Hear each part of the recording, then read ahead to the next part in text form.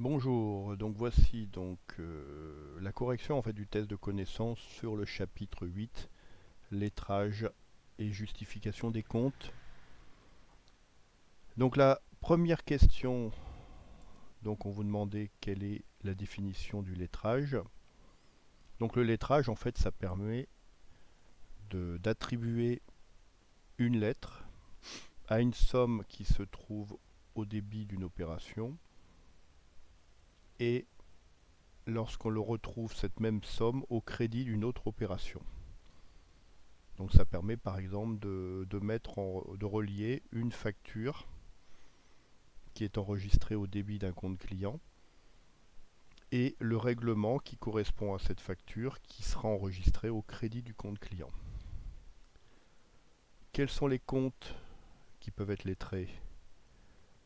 Donc ce sont les comptes de tiers, c'est-à-dire exclusivement les comptes de la classe 4. Et on va surtout chercher à lettrer donc en entreprise les comptes fournisseurs et les comptes clients. Quel est l'intérêt du lettrage? Ça permet de faire le suivi des règlements des factures d'achat et de vente et d'avoir des soldes de compte justes, c'est-à-dire de justifier les soldes.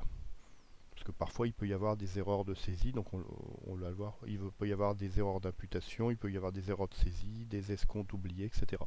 Donc ça permet d'avoir des comptes justes. Surtout si on se situe à la fin de l'exercice. Quelles sont les différentes anomalies que l'on peut identifier dans un compte? On trouve souvent des ex-comptes non comptabilisés. Par exemple, lorsqu'on a émis une facture à un client et on a proposé au client dans les conditions générales de vente de régler avec un escompte de 1% sous 8 jours, si le client paye dans les délais, le client, lui, au courant de ces nouvelles conditions de règlement, il va appliquer lui directement l'escompte sur son chèque. Donc forcément, au moment où on va lire le compte client, on aura une facture d'un montant et on aura un règlement d'un montant inférieur qui correspondra ou la différence correspondra à cet escompte appliqué par le client. On peut avoir des factures non comptabilisées ou pas encore comptabilisées, des factures comptabilisées deux fois ou des règlements comptabilisés deux fois. On peut aussi avoir des différences de quelques centimes entre un règlement et une facture, des différences, par exemple des chiffres qui ont été inversés, c'est par une erreur de saisie. Voilà tous les types d'erreurs ou d'anomalies qu'on peut retrouver. Qu'est-ce qu'un lettrage simple ou un lettrage complexe? Un lettrage simple, c'est lorsqu'on a une somme qui est au débit qui est lettrée avec une somme au crédit. Un lettrage complexe, c'est quand on a au moins trois lignes à lettrer. Une ligne au débit avec deux lignes au crédit, deux lignes au débit, une ligne au crédit, etc. Pourquoi ne peut-on pas lettrer les comptes de charges et de produits? Ces comptes ne sont débités ou crédités. Alors, et sont soldés à la fin de l'exercice.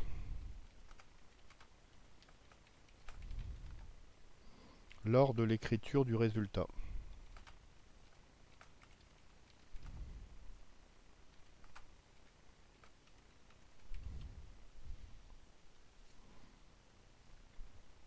Et généralement, les comptes de charges et de produits seront toujours débiteurs ou créditeurs.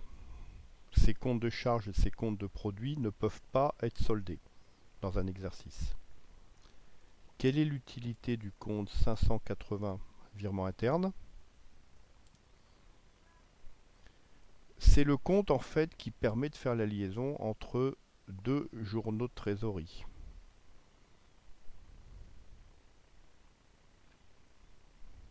Par exemple, lorsque on a une écriture correspondant à un dépôt d'argent un dépôt d'espèces sur le compte banque, bah, on va avoir un mouvement entre la caisse et la banque. Ou alors, par exemple, on a un retrait du compte banque pour alimenter la caisse. C'est-à-dire qu'on a un mouvement entre deux comptes de trésorerie, par exemple entre le compte banque et le compte caisse. Ou alors tout simplement entre deux comptes banque. C'est quand il y a des mouvements entre deux comptes banque. Qu'est-ce que le compte d'attente? Alors on parle du compte d'attente 471. On utilise ce compte lorsque on ne sait pas affecter une somme, lorsque l'on a par exemple une dépense à enregistrer ou une recette à enregistrer.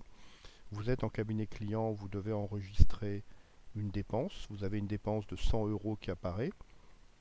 Et sur le relevé bancaire, vous n'avez pas d'informations correspondant à cette dépense.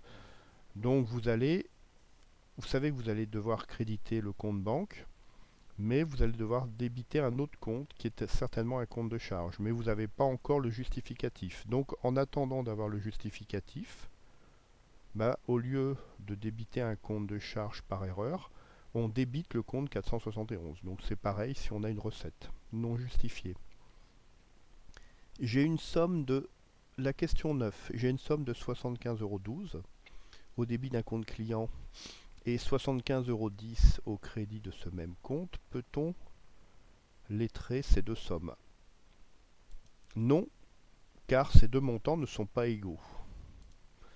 Donc ils ne sont pas égaux parce que, a priori, on a une facture donc de 75,12 € et le client il a réglé que 75,10 €. Donc il y a une différence de 2 centimes. Donc généralement là on utilise comme pour régulariser cette écriture et lettrer les deux opérations, on va enregistrer une écriture de régularisation avec, on va créditer le compte client pour 2 centimes et on va débiter un autre compte qui sera le compte 658, autre charge de gestion courante. Donc voilà pour la correction du test de connaissance sur le cours justification et lettrage. Donc si vous avez d'autres questions, n'hésitez pas à me les faire remonter. Bonne journée.